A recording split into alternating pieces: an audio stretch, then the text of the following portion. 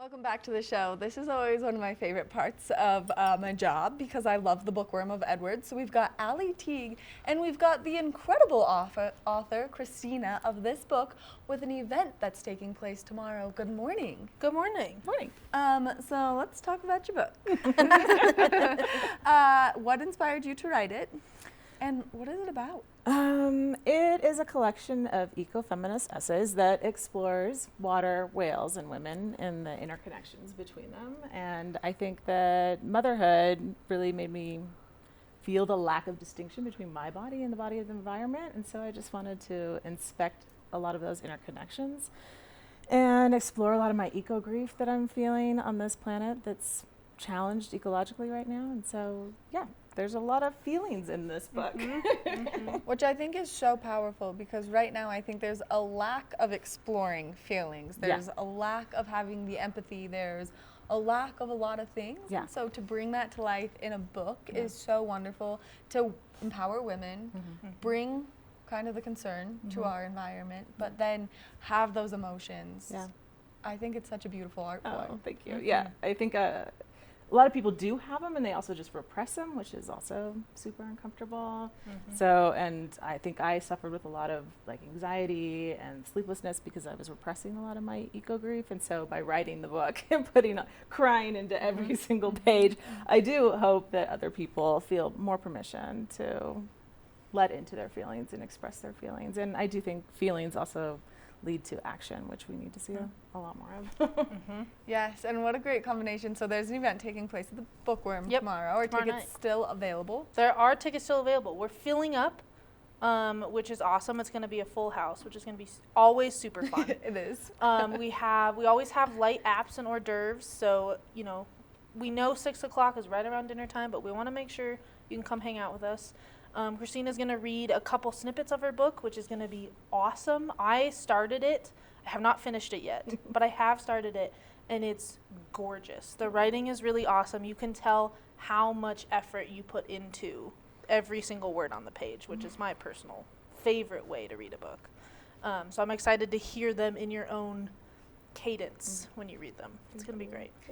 I just got goosebumps only because Allie and I have very different book types that we like to read, and we talk about it pretty frequently, and so to hear you have such a strong emotional connection to a book, I literally got goosebumps. That's awesome. You should read it. Yeah, I'm coming in today. I'm gonna try and find my soulmate still, buy some books, you know, the life of the bookworm here in Edwards. It really comes full circle. Yeah. It does.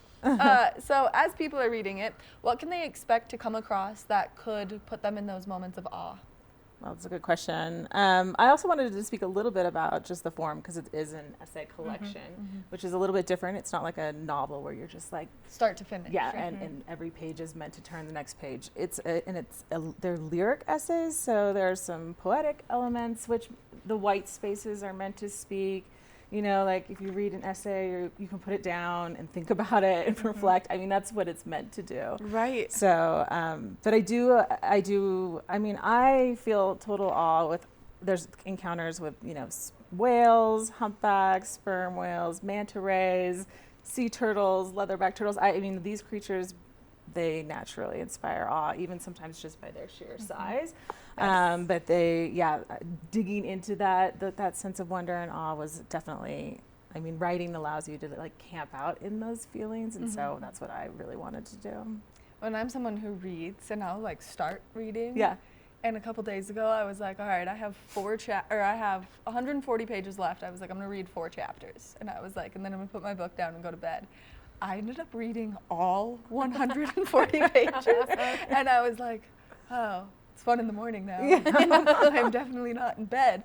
But the ending of the book was fantastic, so I couldn't put it down.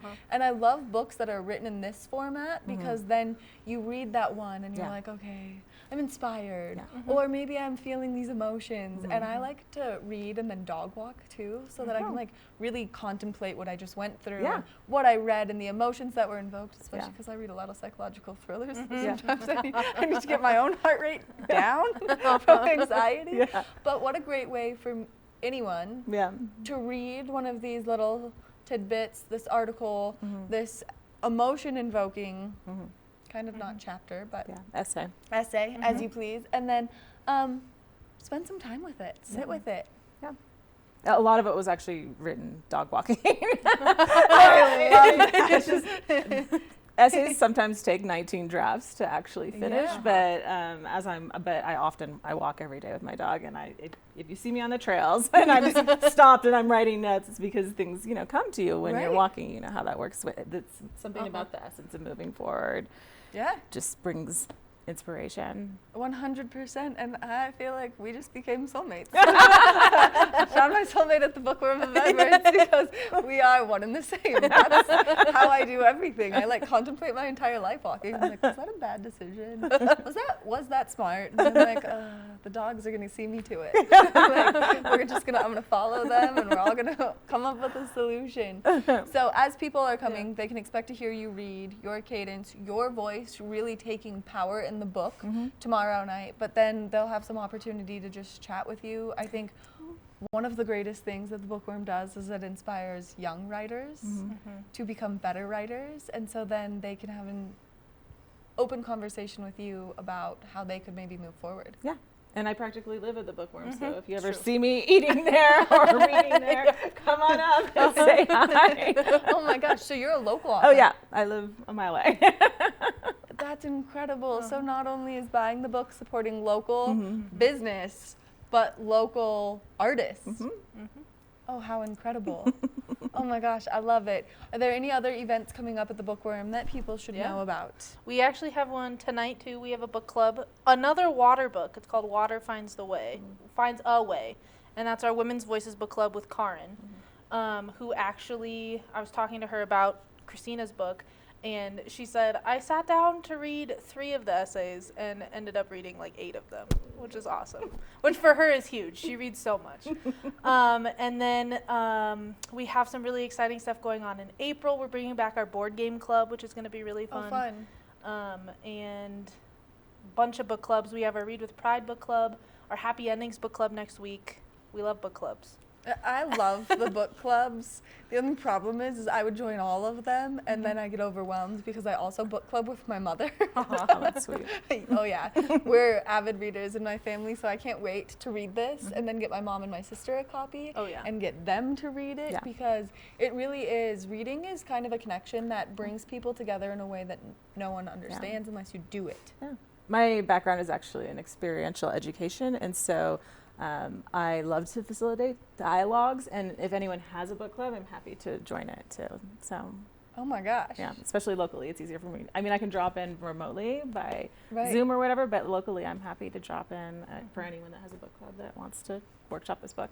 Oh, how incredible. And if people are interested in getting in touch with you, should they just come linger around the book? Wait till they bump into you? They definitely, you can just go to ChristinaRivera.com as well. And there's a whole book club page and has book club questions and an invitation and a calendar. You can set it up yourself or you can send me an email. Oh, how incredible. Okay. Well, this was so informative. For people who don't know where the Bookworm is located, can you just give us a brief overview of location and hours of operation? Oh yeah, definitely. We are in the Riverwalk area in Edwards, and we're in the eastern corner, kind of behind E-Town and the Kind. And we're open 8 to 6 during the week and 9 to 5 on weekends. I want to thank you both so much for taking the time to chat with us, giving us just an inside look into the beautiful creation that is, and invite everyone to come spend some time with you guys tomorrow. Thank you. Thanks for having us. Yeah, thank you.